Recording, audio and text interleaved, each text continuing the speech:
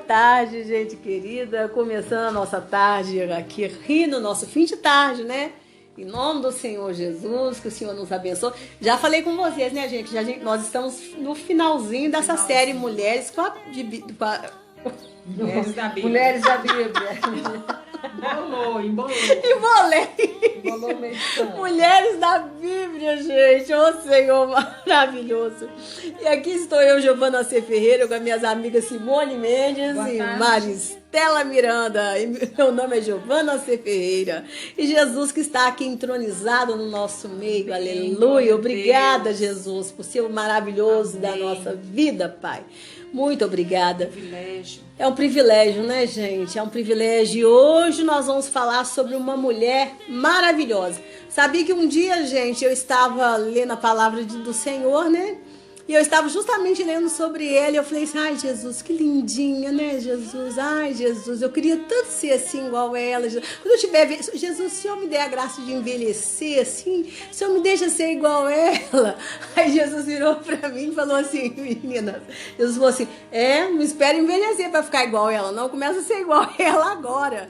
Aí eu fui porque falei assim, tá bom, Jesus, então tá bom. Jesus me deu uma, gente.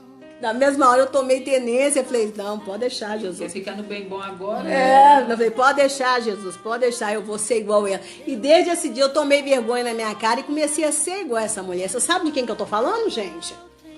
Sim, Ana profetiza. Profetiza Ana. A profetiza Ana. É a Ana, mãe de Samuel, não, viu? Pegou Jesus nos braços. Isso, é a Ana, aquela senhora ali idosa, profetisa, já idosa, que pegou Jesus no colo. Ficava ali no templo orando, jejuando, até o dia que ela viu Maria entrar com Jesus no colo e ela carregou Jesus. Ô, gente, que coisa linda, né? Coisa linda. E eu ali pedindo, e eu ali vendo, lendo a Bíblia ali, eu pude imaginar Ana. E eu falei com Jesus, Jesus, se um dia o Senhor me der a graça de envelhecer, Jesus, só deixa eu ser igual a Ana? Jesus falou, Começa agora. Começa agora, ser igual a Ana agora. Mais de jejum, mais de oração, tá? Aí eu falei, tá bom, Jesus. E criei vergonha na minha cara, né, gente? Então, vamos orar? Deus, em nome do Senhor Jesus, Pai, que o Senhor, nessa tarde, esteja conosco, esteja com a minha irmã de casa, com o meu irmão que esteja nos ouvindo. Que o Senhor venha abençoar a nossa semana, que seja uma semana agradável a Ti. Amém. E aquilo, Senhor, que estiver levantado, que o inferno levantar contra as nossas vidas, que o Senhor venha jogar por terra em nome do Senhor Amém, Jesus. Para que nós tenhamos uma semana do Teu agrado. Em nome do Senhor Jesus. Amém e amém. E o nosso texto já está lá no Evangelho de Lucas 2, do 36 ao 38. Lê pra gente, Maristela, fazendo favor. E estava ali a profetisa Ana, filha de Fanuel, da tribo de Asser. Esta era já avançada em idade e tinha vivido com o marido 7 anos, desde a sua virgindade. E era viúva de quase 84 anos. E não se afastava do templo, servindo a Deus em jejuns e orações de noite e de dia. E sobrevindo na mesma hora, ela dava graças a Deus. E falava dele e todos os que esperavam a redenção de Jerusalém. Lucas 2, 36 e 38. Gente, então vamos à nossa primeira pergunta de sempre, né? Quem era a profetisa Ana? Então veja que o texto começa nos dizendo que Ana era uma profetisa. Olha para você ver, profetisa. E nós já vimos aqui quando nós falamos sobre a profetisa Débora, né? Que quando a Bíblia nos fala sobre a existência de uma profetisa no Velho Testamento, significa que esse profeta ou profetisa tinha autoridade para falar em nome de Deus, né? Ou seja, a palavra que ele falava era como se o próprio Deus estivesse falando, né? Então essas pessoas, era como se Deus se expressasse por meio da boca daquele profeta, né? Só acontece assim, por isso que eles sempre diziam assim diz o Senhor. Profeta do Velho Testamento, geralmente eles falavam assim diz o Senhor. Mas no Novo Testamento não é assim. Embora também esse profeta ou essa profetisa seja um porta-voz de Deus, entendeu? Mas Ana era uma profetisa, mas não no sentido de Débora. Ela predizia o futuro, ela conhecia as escrituras, ela podia exortar, mas não falar com aquela autoridade que Débora falava. Porque aquilo que Débora falava se tornava lei para o povo. Quando o povo não obedecia a Débora, na verdade, ele estava desobedecendo o próprio Deus. Tinha consequência, né? E tinha consequências graves disso. Entendeu? E a palavra de Débora, com certeza, ali se tornou escrito. Igual Moisés. Moisés era um profeta. A palavra de Moisés se misturou com a palavra de Deus e se tornou palavra escrita para nós também. Assim como a palavra de Jeremias, assim como a palavra de Ezequiel, de todos os profetas, tanto os profetas maiores como os profetas menores, né? E Ana, olha aqui para você ver. Mas entenda que um profeta ou profetisa no Novo Testamento podia ou não predizer o futuro segundo a mensagem que Deus lhe desse, ou só exortar a igreja segundo o conhecimento das Escrituras, pois o sentido da palavra profeta no Novo Testamento significa aquele que possui conhecimento sobrenatural ou aquele que prediz o futuro, ou mesmo um porta-voz de Deus, mas sem essa autoridade espiritual de ter a sua palavra mesclar com a palavra do próprio Deus. E Ana estava ali profetizando acerca do nascimento de Jesus, do Messias, né?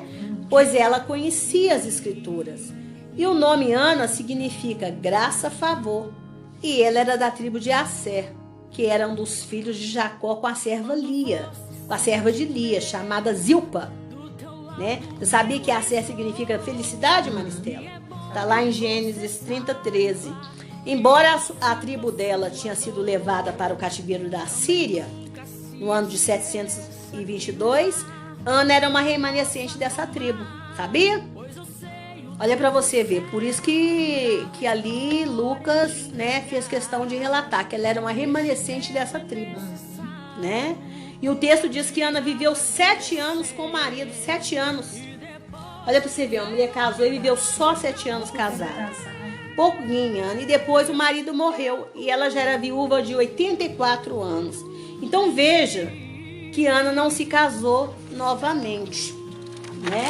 E que nesse tempo todo que ela viveu ali a sua viuvez, ela não se apartava do templo noite e dia, ela ficava ali, pois ela ficava em jejuns e orações na presença de Deus, né? E ela era conhecedora de todas as profecias messiânicas, né? E das promessas de um Salvador. Assim como Simeão, que também estava lá. Isso. Né? Então, quando Ana viu a Maria entrando com José, né? E com Jesus, com aquele bebê recém-nascido ali no colo, ela reconheceu que ele era o Messias, gente. Que coisa linda, né? Ela reconheceu, né? E ela começou a louvar a Deus. E aí ela começou a louvar a Deus e começou a falar com o povo, né? Olha, esse é o Messias, esse é a criança esperada, esse é aquele. Talvez ela começou a citar ali o texto de Isaías, né? Isaías, que fala sobre, né? E que ela já sabia, né? Veja, gente, que naquela época uma menina já era liberada para o casamento aos 14 anos de idade, né? Então, se Ana viveu com o marido 7 anos, então ela ficou viúva aos 19 anos de idade, digamos. O texto não fala que ela teve filhos, não. Então ela podia ter e podia não ter. Ela ia ficar o tempo todo ali no templo. Mas ó, vai escutando. E ela já era viúva de 84 anos. Então alguns teólogos, fazendo essa conta, deduzem que Ana tinha 105 anos. Ela é bem idosa, né? Bem idosa. Então ela já era bem idosa, gente. Olha que bonitinha. E ela preservou toda a sua vida no tempo se dedicando à obra do Senhor, gente. Né? É mais provável que ela não tivesse tido tempo de ter filhos. Por isso que ela dedicou, né, o tempo. Por isso que ela se dedicou. O texto diz que Ana era viúva, aqui ó, né, de quase 84 anos, né? Será que nesse tempo, gente, vamos fazer uma pergunta aqui pra gente tentar responder. Será que nesse tempo Ana não pensou em se casar? Será que nesse tempo ela não sofreu nenhuma aflição na carne? Né? Vontade de ter um marido? Será que ela não sentiu essa vontade, esse desejo? Ou será que ela não sentiu nenhum desejo latente que a convidasse constantemente para se entregar aos prazeres carnais? Né? E ter uma vida normal como a de outras mulheres de sua época?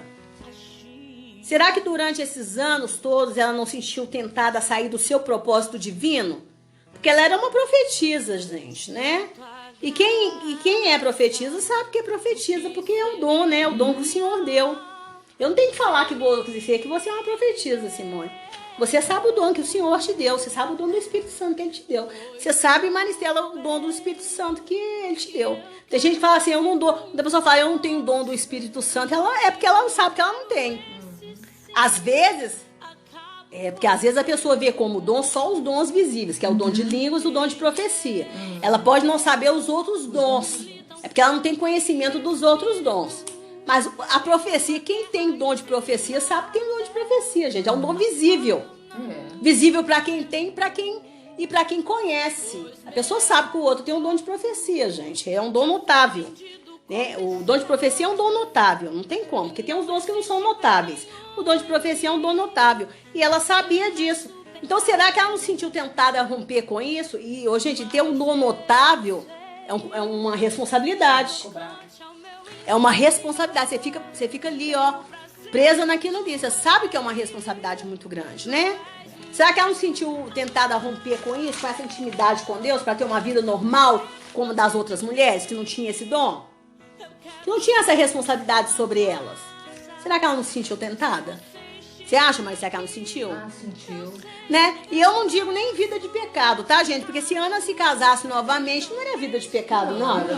Era normal ela querer se casar. Ela era novinha, gente. Novinha, 19 aninhos.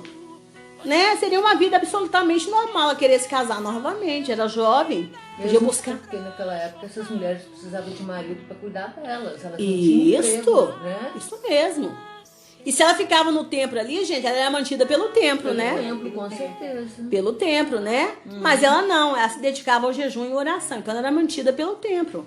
Mas se ela quisesse se casar, seria absolutamente normal. Não seria pecado ela se casar novamente. Assim como não é pecado ninguém ficar viúva e casar. Tem gente que a pessoa fica viúva, a pessoa não quer que a outra casa, não. Nem homem, nem mulher. Que é aquele que fica ali jurando amor eterno pro viúvo. O defunto. O defunto, né? Porque hoje viúva é quem morreu, né? Gente, viúva é quem morreu. A pessoa morreu, né? Morreu, acabou. A palavra de Deus é bem clara. O compromisso com a pessoa morreu. É espantoso. Quando a pessoa às vezes morre, um mês depois a pessoa já tá lá. É isso que eu ia falar. Tem que ter aquele período, né? Tem que ter o período do mundo. Vai sofrer uma semana depois. Aí... Eu sei que é espantoso, mas, gente, a gente não pode julgar, gente. A gente não pode julgar, porque a gente não sabe como que cada pessoa enfrenta a morte de um jeito. É a alma da pessoa, o que tá na alma. Teve um rapaz uma vez que ele ficou muito chateado com o pai, porque morreu, daí mesmo o pai já tava com outra. Eu falei, meu filho, perdoa o seu pai, você não sabe o que tá passando na alma dele, o que tá na alma, a aflição que ele tá sofrendo, perdoa seu pai. Ele quer substituir a esposa, colocando uma outra no lugar pra não sofrer, pra evitar o sofrimento. Você quer perder seu pai também? Você já perdeu sua mãe, você quer perder seu pai também? Pois ele perdoou, graças a Deus. Porque você tem que olhar pra pessoa com um olhar de bondade, gente. Cada um enfrenta luto, morte de um jeito. Qualquer situação, né? Uai, você não pode julgar a pessoa, não. Agora é fato. Quem morreu, morreu. Morreu, já era. O outro tá livre, o casamento existe enquanto a pessoa tá viva, né? Então, será de onde que veio a força de Ana? Agora vamos a outra pergunta. Então, será de onde que veio a força de Ana para resistir a tudo isso? Ou vocês acham que ela era uma super mulher? Você acha que existe isso, Maricela? Super mulher? Não existe. Super mulher, super homem? Não existe, não. Ou existe um ser angelical, existe nós? Não, irmã, tem gente que é angelical. Não aquela ali é uma santa. É uma santa mulher de Deus. Ô, santa mulher de Deus. Você acha que existe isso aí? Não existe, né, gente? É claro que veio dos muitos jejuns que ela fazia. Isso porque dentre todos os benefícios espirituais que o jejum nos traz, o maior deles é nos ajudar no desenvolvimento do domínio próprio. Você sabia disso? Dentre todos os benefícios que o jejum nos traz, tanto os espirituais como carnais, o domínio próprio é a melhor coisa que o jejum faz pra gente, tá?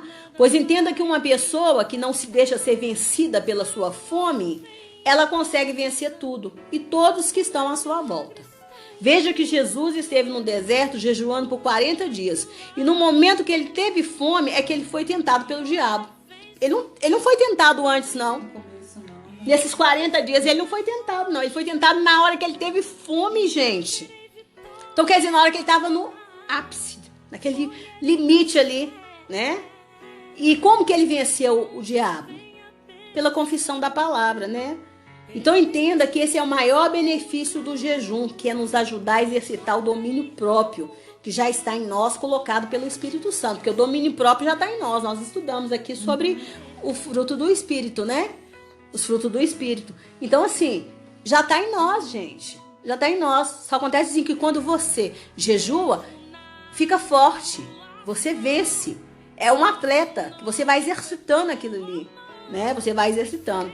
Mas tem hora que a gente deixa ofuscado. A gente deixa ofuscado dentro de nós. Então, quando nós lutamos contra a nossa carne, a gente vence. Aquele que você alimenta mais, vence. O alimento é alimento para a carne.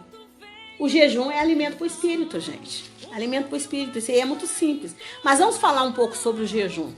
As escrituras, né? Ela não ordena que os cristãos jejuem. Não tem mandamento assim, jejueis de tal em tal hora. Quero que você jejueis todos os dias de tal em tal hora. Não existe isso, gente. Então saiba que não é algo que Deus peça ou exija para nós, tá, gente? Não é. Você quer jejuar, mas você jejua. Você pode até falar com a igreja, gente, vamos convocar um jejum. E a igreja, se a igreja comprar, beleza. Quem comprar, ou então quem comprar da igreja, beleza. Mas você não pode falar que aquele que não comprou foi pro inferno ou vai deixar de ser abençoado, não. Isso aí é problema seu e de Deus, ou seu com o seu pastor. Mas você não pode ficar rotulando a pessoa que não quis jejuar com você, não. Tá? Isso aí é um propósito seu. É igual eu, quando eu jejuo, eu falo, gente, eu vou jejuar, não convoco ninguém pro meu jejum. Não convoco. É eu que vou jejuar, eu que senti, foi Deus falou, foi comigo, Deus pediu, foi pra mim. Eu vou convocar você pra quê, Simone? É igual aquele pessoal que faz promessa pros outros pagar. Os outros cumpriram.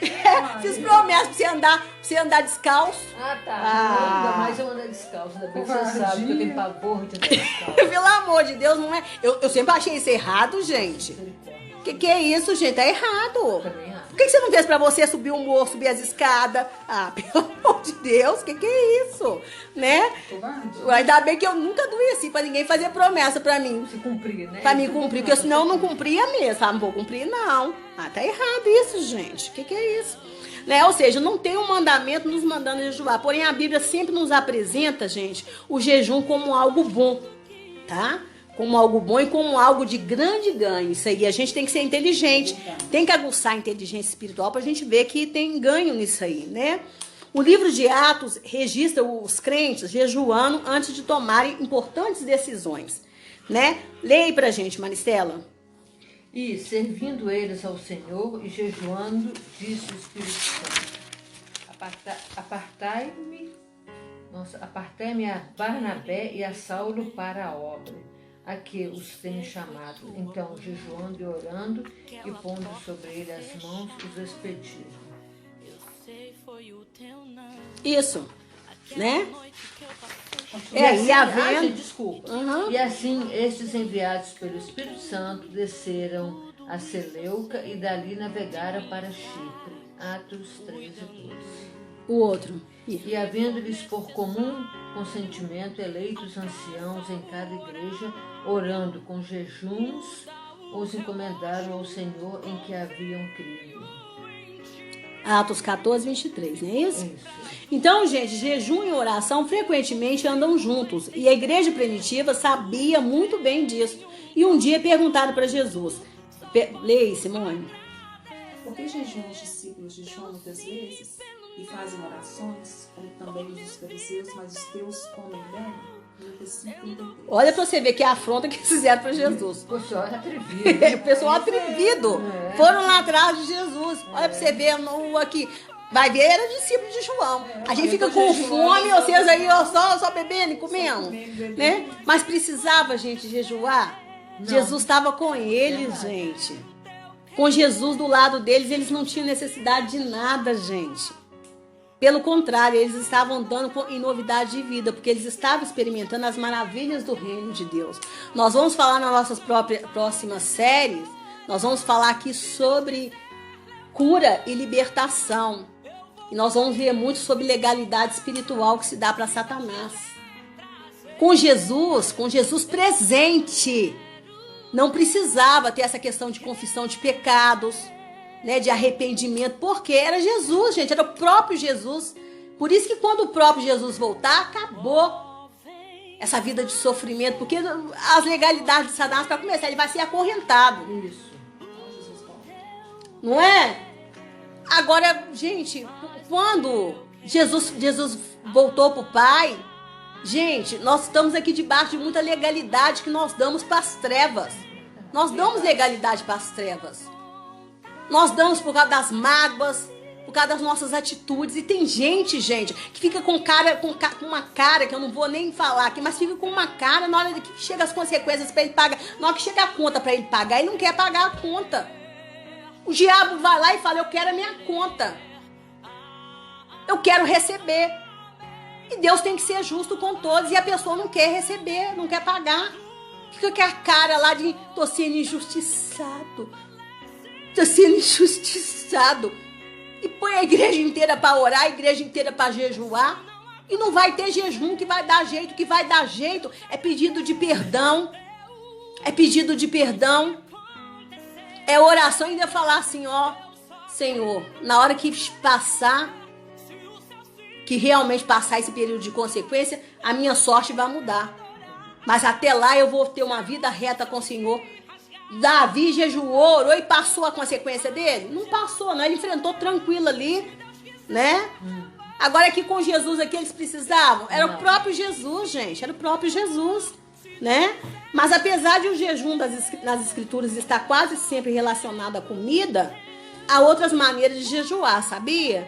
Pois tudo que você pode abrir mão temporariamente para que você melhor se concentre em Deus, pode ser considerado um jejum, né? Em 1 Coríntios 7, do 1 ao 5, fala sobre o jejum da abstinência. Ora aí pra gente, Maristela. Lê pra gente aí. Ora, quanto às coisas que me escrevestes, bom seria que o homem não tocasse em mulher. Mas por causa da fornicação, cada um tem a sua própria mulher, e cada uma tem o seu próprio marido. O marido pague à mulher a devida benevolência, e da mesma sorte a mulher ao marido. A mulher não tem poder sobre o seu próprio corpo, mas tem-no o marido.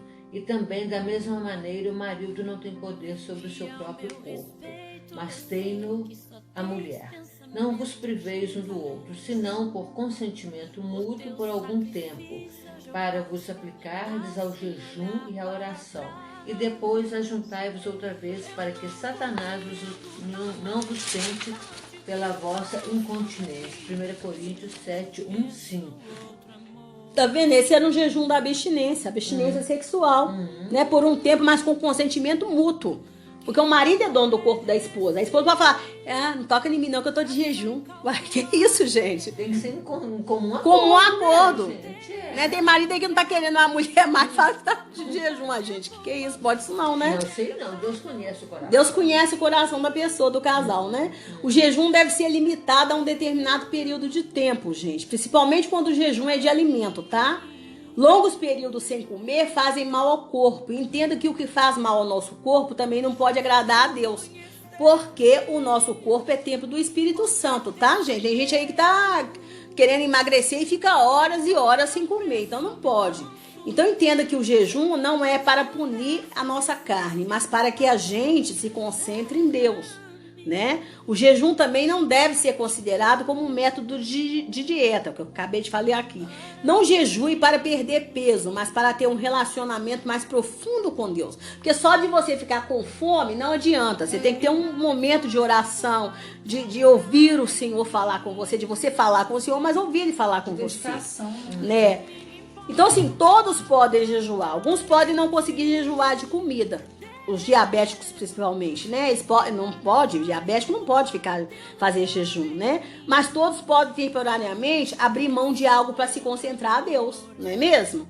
Entretanto, entenda que nós jejuamos não é para forçar a Deus para fazer a nossa vontade. Eu conheço pessoas que até se desviaram da presença do Senhor porque jejuaram longos tempos por um propósito aquele propósito não se cumpriu e a pessoa se entristeceu com Deus. Poxa, mas eu jejuei do jeito que... Quer dizer, ensinaram para aquela pessoa de forma errada o jejum. Ensinado de forma errada. Ensinado para aquela pessoa que se ela jejuasse, que Deus ia mover a vontade dela. Não existe isso, gente. Não existe isso, né? Nós não mudamos o coração de Deus com o jejum. O nosso coração é que se inclina de uma forma diferente, né? Entenda que o jejum não serve para mudar a vontade de Deus. Mas uma coisa é certa, ele fortalece o nosso coração diante da vontade de Deus. Assim como o alimento, é o que eu já falei, fortifica o corpo, o jejum fortifica o nosso espírito, né? Mas nós devemos jejuar, não é para parecermos mais espirituais do que os outros, né, gente? Tem gente que fala, eu tô jejuando para parecer. Não, não é para isso. Não é para isso. Às vezes eu falo assim, eu tô jejuando, às vezes a pessoa acha que eu tô querendo ser mais espiritual. Não é. É porque é natural de falar, eu estou jejuando, né? Eu vou jejuar por você. Né? Até mesmo assim, se você quiser entrar nessa, tudo bem, né? Vir junto, só tá somando forças, né? Não. Então assim, gente, e jejuar é algo a ser feito em espírito de humildade e atitude alegre. Mateus 6, do 16 ao 18 declara. Leia aí pra gente, Simone. E quando jejuares, não vos mostreis conquistados como os hipócritas, porque desfiguram os seus rostos para que aos homens pareça que jejuam. Em verdade vos digo que já receberam o seu galardão. Tu, porém, quando jejuares, unge a tua cabeça e lava o teu rosto, para não pareceres aos homens que jejuas, mas a teu Pai que está em secreto, e teu Pai que vem em secreto te recompensará publicamente. Então, meninas, entenda que Deus não nos obriga a jejuar, né? Mas entenda que também existe um segredo espiritual imensurável por trás do jejum. E veja que desde os primórdios, homens quando jejuavam, eles na verdade estavam dizendo para Deus, eu estou sofrendo por tudo isso que está me acontecendo. E eu estou sofrendo tanto que eu não quero mais viver. Pois eu me importo tanto que eu até perdi o sabor pela vida. Porque na verdade, gente, o que é a comida e a bebida? Não é um deleite? Ele não é um sabor pela vida? Com certeza. Né? Então, quando a gente jejua, na verdade é isso que a gente está mostrando para Deus. Ó Deus, realmente eu me importo. Eu me importo com a situação desse irmão. Eu me importo com a situação dessa irmã.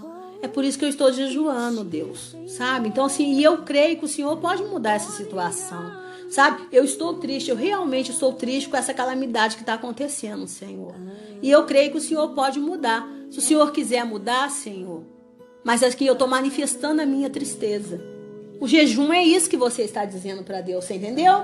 Você não está obrigando a Deus, porque você entende que você não obriga a Deus, que você não muda, mas você está manifestando ali sua tristeza. Mas Jesus disse, não manifesta a sua tristeza para os homens, não mostra, porque o homem não vai fazer nada por você, mas mostre o quanto que você se importa para Deus. Então assim, gente, eu já jejuei por pessoas que nem me conhecem, sabia? Mas eu jejuei e mostrei para Deus o quanto que eu estava triste com aquela situação. O quanto que eu realmente estava triste, o quanto que eu estava sofrida com aquela situação que estava acontecendo com aquela pessoa. O jejum é isto. É isso que ele representa. E tem gente que não entende o que representa o jejum. Acha que realmente passa o jejum para ele, fica umas horas com fome. Tô com fome aqui, né? Tô jejuando. Então vamos ao nosso biscoito de chá. Sabia que até a ciência reconhece mais de 8 benefícios do jejum, tais como promove o controle do açúcar no sangue, reduzindo a resistência à insulina, combate a inflamação, né? Pode melhorar a saúde do coração, pode impulsionar a função cerebral e prevenir doenças neurodegenerativas, contribui para a perda de peso, pode atrasar o envelhecimento e prolongar a longevidade. Pode ajudar na prevenção do câncer e aumentar a eficácia da quimioterapia. Estimula e acelera a produção de hormônio do crescimento. Sabia? Não. O jejum faz isso? Não sabia, não, gente. Interessante. Então, com base em tudo isso que nós falamos aqui hoje, com base também nesses benefícios, eu te pergunto, você é uma Ana, ou seja, uma mulher de jejum e oração, ou você está esperando para envelhecer, para tornar uma mulher de jejum e oração, Maristela? Eu assim, eu oro, sim, muito oro, mas agora quanto ao jejum, eu tenho que saber aquilo que eu vou cortar, porque eu sou diabética, né? Então, aí eu tenho que tomar cuidado para poder não ficar hipoglicêmica. Mas às vezes eu corto, por exemplo, alguma coisa que eu gosto muito, um chocolate. Aí eu vejo aquilo que eu posso, que não vai afetar a Betinha. Aí eu corto. A Betinha. A Betinha. Isso mesmo, Marita, isso mesmo. E você, Simone? Olha, eu oro, jejuo na medida do possível. Amém. Ô, gente, depois da carada que Jesus me deu, eu não tô dizendo assim, né? Carada que Jesus deu, mas depois do que Jesus falou comigo, é claro que hoje eu sou uma mulher de jejum e oração, né, gente? E de constante abstinência, né? Porque eu tava esperando envelhecer para ficar igual a Ana, né? Mas aí Jesus falou comigo, não, comece a ser a Ana agora, né? Então, assim, eu já jejuei por gente, assim, que nem me conhece. E nem nunca vai me conhecer. E eu não preciso falar com a pessoa assim, ó, jejuei por você, irmão. Porque tem gente que jejua e fala, irmão, jejuei por você, viu? Jejuei por você, orei por você. Não, eu não faço isso não, tá? Às vezes eu posso falar com a pessoa assim, ó, tô no propósito de oração pela sua vida, que eu tô direto com a pessoa ali no tete a tete. A pessoa tá comigo aconselhando e eu tô com a pessoa e falo, amanhã eu vou estar de jejum com você. Mas tem pessoas assim que elas alcançaram graça e eu sei que eu jejuei por ela. Mas eu não falo nada. Nada. Entendeu? Não faço essa questão. Então, e Deus já me levantou. Ó, jejua por fulano. Eu vejo. Porque o lindo do jejum, sabe o que é? A intimidade que você constrói com Deus. Porque ali você tá de jejum, você para orar. Você para conversar com o Senhor. Tem um momento que você para estudar a palavra. Então, assim, essa intimidade que vai sendo construída. Porque, vamos supor, se você tá jejuando por uma causa, você vai parar para você falar sobre aquela causa com o Senhor. E ali você vai ouvir o Senhor falando sobre aquilo ali com você. Então, gente, são revelações que você recebe. São revelações, são no profundo. Sabe? Você vai desenvolvendo aquilo ali, gente. Isso é maravilhoso. Então, assim, não perde essa oportunidade de desenvolver, minha irmã, meu irmão, essa intimidade com o Senhor. Às vezes tem pessoa que fica com inveja dessa intimidade que o outro tem com o Senhor. Ah, ela é tão íntima do Senhor, né? Deus usa ela tanto, Deus fala com ela. Mas vai lá fazer o jejum que ela faz, vai ter lá a intimidade que ela tem, as abstinências que ela faz. Às vezes o estômago dela dói de tanto jejum, né? Vai lá fazer. Não quer fazer. Entendeu? Não quer ter esse tempo, não quer gastar esse tempo com o Senhor. Não quer gastar, gente. Não quer. Faz aquelas orações bonitas, mas fica aquela oração bonita ali e pronto. Aquela oração de oratória. Mas não gasta tempo sentadinho ali, ó, sentadinho, andando, conversando com o Senhor mesmo. É conversa com o Senhor. É conversa. Não é oratória. É conversa, né? É conversa. Então, depois, como é que vai ter intimidade com o Senhor? Não vai ter. Não vai ter, gente. Não vai ter, né? Então, assim, e começou Jonas, vamos para nossa conclusão, e começou Jonas a entrar pela cidade, caminho de um dia, e pregava dizendo, ainda 40 dias e Nínive será subvertida. E os homens de Nínive creram em Deus e proclamaram jejum e vestiram-se de saco, desde o maior até o menor. Essa palavra chegou também ao rei de Nínive, e ele levantou-se do seu trono e tirou de si as suas vestes e cobriu-se de saco e sentou-se sobre a cinza. E fez uma proclamação que se divulgou em Nínive pelo decreto do rei e dos seus grandes, dizendo, nem homens, nem animais, nem bois, nem ovelhas provém coisa alguma, nem se lhes dê alimento, nem bebam água, mas os homens e os animais sejam cobertos de saco. E clame fortemente a Deus e convertam-se cada um do seu mau caminho e da violência que há nas suas mãos. Quem sabe se voltará, se voltará a Deus e se arrependerá e se apartará do furor de sua ira, de sorte que não perecemos. Olha para você ver, ele sabia, quem sabe, né? Ele sabia que ele não podia mudar o coração de Deus. E Deus viu as obras deles, como se converteram do seu mau caminho, e Deus se arrependeu do mal que tinha anunciado que lhes faria, e não os fez. Jonas 3, do 4 a 10. Sabe o que significa isto? Aqueles homens estavam dizendo para Deus, olha, nós abrimos mão de tudo o que nos dá prazer, mas por favor, não nos tire a vida. pois nós nos importamos com a nossa vida sim. Porque, gente, viver uma vida sem regras, sem limites, uma vida na libertinagem, uma vida cometendo torpezas e violência, na verdade é como se os homens estivessem dizendo para Deus que eles não se importam com o sopro da vida que Deus colocou sobre eles. Concordam? Né? No entanto, quando eles jejuaram, eles disseram exatamente o contrário, pois eles disseram, olha Deus, nós nos importamos sim com a nossa vida, com a vida que tu nos deste. Então se apiede de nós e nos dê uma nova chance. Era isso que eles estavam dizendo para o Senhor. Senhor, nós nos importamos sim. Né? Se antes nós estávamos vivendo uma conduta que parecia que nós não nos importávamos com a nossa vida, hoje nós estamos vivendo de forma completamente diferente. Nós estamos vivendo uma vida que nós nos importamos sim, tá? Nós nos importamos. Veja que Ana, gente, ela ficou viúva e ela poderia ter escolhido viver a vida que ela quisesse com outro marido. No entanto, ela decidiu servir a Deus com jejuns e orações. Noite e dia, ou seja, com toda certeza, a vida de Ana era para dizer a Deus o quanto que ela se importava todos os dias com outras vidas, sabe? E era por isso que ela orava e jejuava muito por elas. Porque ela estava ali com jejuns e orações. Você acha que era por quem, gente? Deus precisa de jejum? Não. Você acha que era só pela vida dela? Aquela mulher era santa, gente. Aquela mulher tinha uma vida reta. Ela tinha uma vida reta.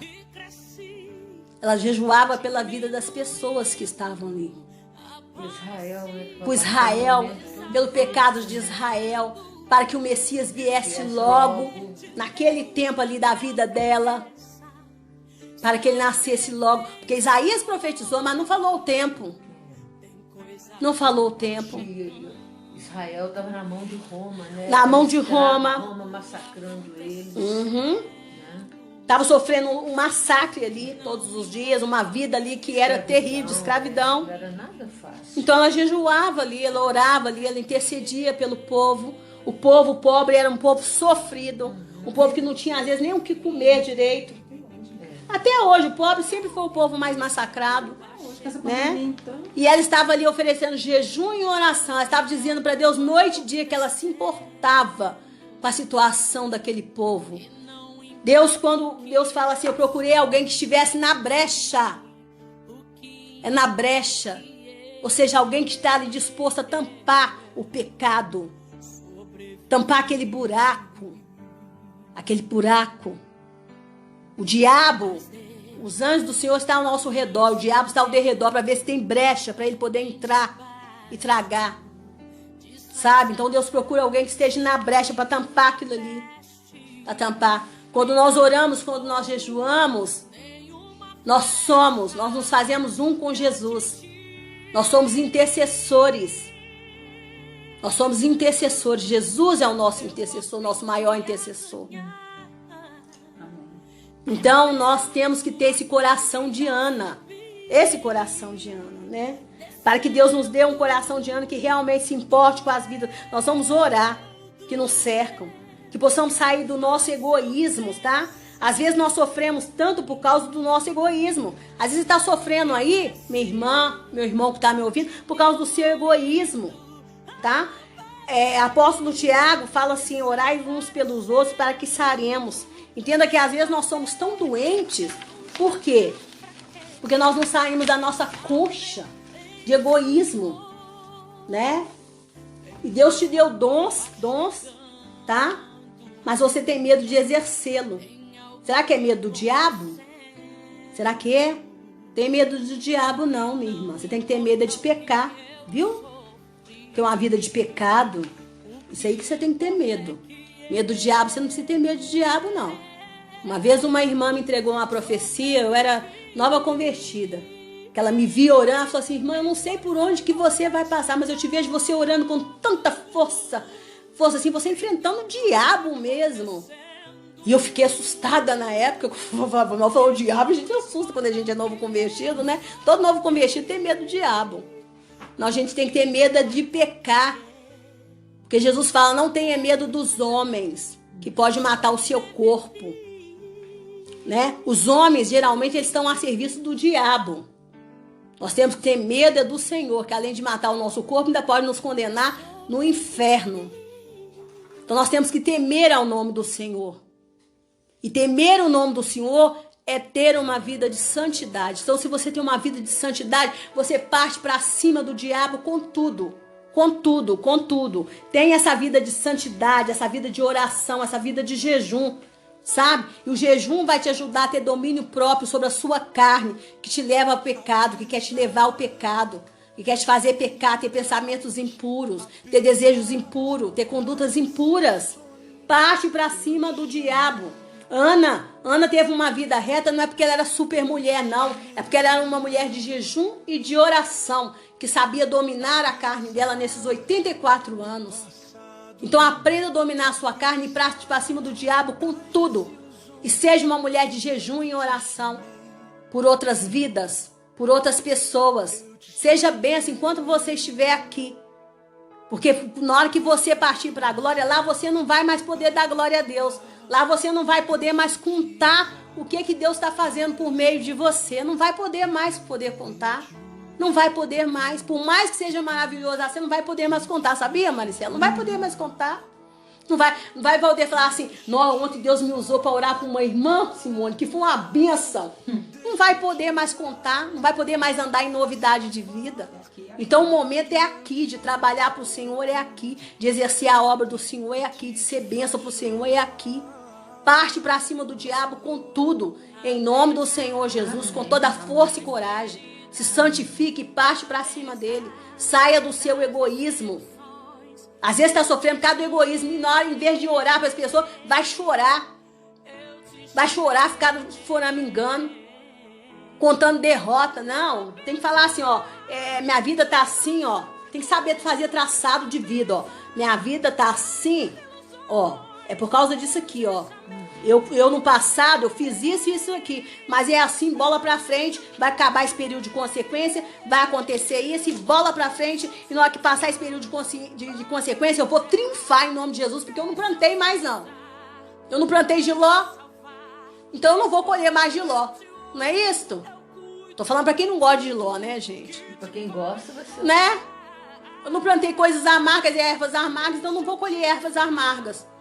Então pronto, acabou. Na hora que acabar esse período de consequência, eu vou colher só coisas boas, só frutas doces. É só maçã com mel, né, Simone? Não é isso que o judeu come na virada do ano? Maçã com mel. Pronto, acabou. Mas não, a pessoa quer chorar por cima das consequências. Tá colhendo consequências, gente. Consequência, então tem que falar, oh Deus, eu poderia estar colhendo consequências piores, mas o Senhor foi tão bom comigo, Pai, tão misericordioso comigo. Irmã, Jesus foi tão misericordioso comigo que eu poderia estar no inferno uma hora dessa, com aquilo que eu plantei, mas Jesus foi muito bom comigo. E bola pra frente, gente, tem que ter tempo ruim com o Senhor, não. Com o Senhor é só tempo bom, é só tempo bom. Não tem tempo ruim com o Senhor. Vamos parar com isso. Com o Senhor é só novidade de vida. É só novidade de vida. Né? Então vamos orar? Ora pra gente, Maristela, em nome de Jesus. Senhor nosso Deus, te louvamos, te Amém, bendizemos, Senhor. seu santo nome, Pai. Te agradecemos por esses momentos preciosos aqui no seu Amém, presença. Jesus. Aprendemos que o Senhor possa nos capacitar a cada dia Amém, mais. Jesus Senhor. querido. Sim, Pai. Ensina-nos, Pai, a orar como convém, a jejuar. Sim, Deus. Saiba fazer um jejum que te agrade. Não Amém, jejum Jesus. para a gente aparecer para os outros. Sim, Deus Não para, querido. vou fazer um jejum para... Não. Nosso jejum seja um jejum com propósito, com oração. Sim, Deus. E um jejum voltado para aquilo que agrada o seu Aleluia, coração. Jesus. Não as nossas vãs vontades. Amém, Pai. Jesus. É que eu te peço. Ensina-nos a orar e a jejuar também. Amém, Eu te Jesus. agradeço, te glorifico em nome de Jesus. Amém, Jesus. Amém.